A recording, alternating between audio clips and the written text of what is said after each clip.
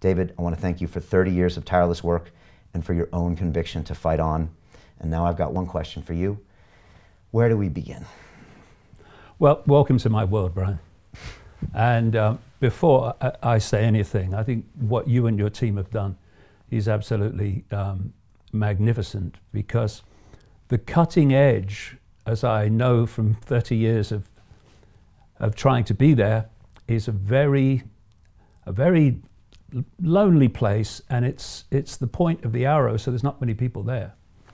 And to do that, to be there, you have to, first of all, have a constantly open mind to information, but you have to have a backbone that won't vibrate.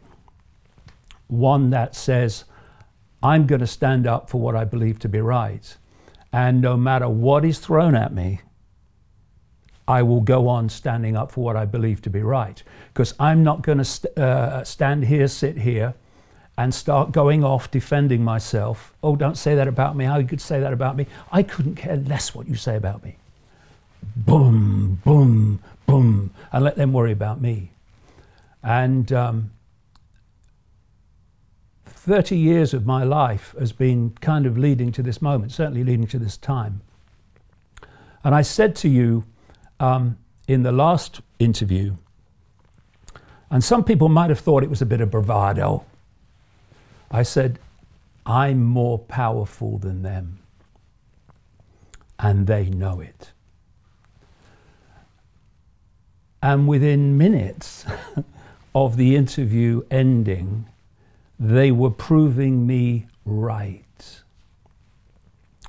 Here they are, this cult that I will explain, that control the mainstream media. My God, has that been any more obvious than in the last few weeks?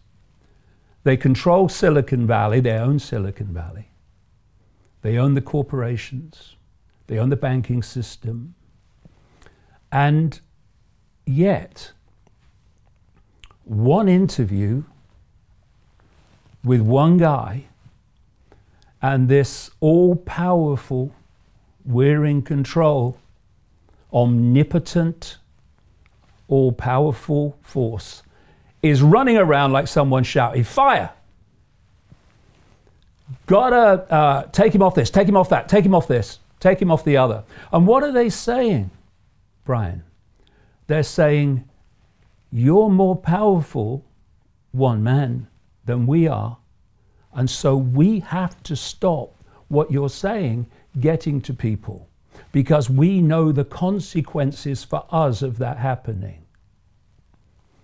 And, you know, everything is a frequency. My voice now is a frequency.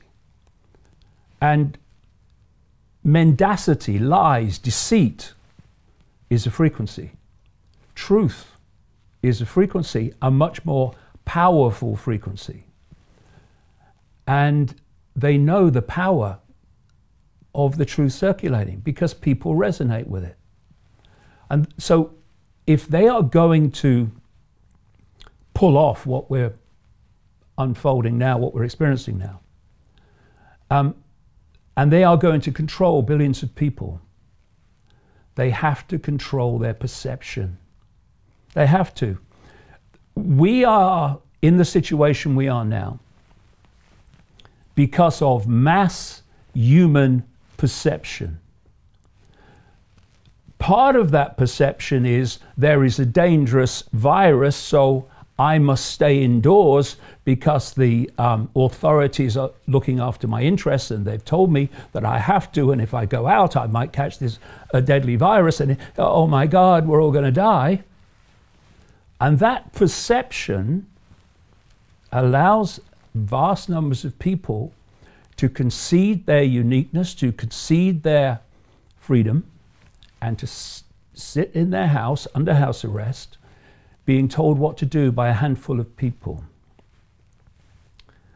And the other perception is, I can see there's something not right here, but what are the consequences of me saying so or taking this on and challenging it?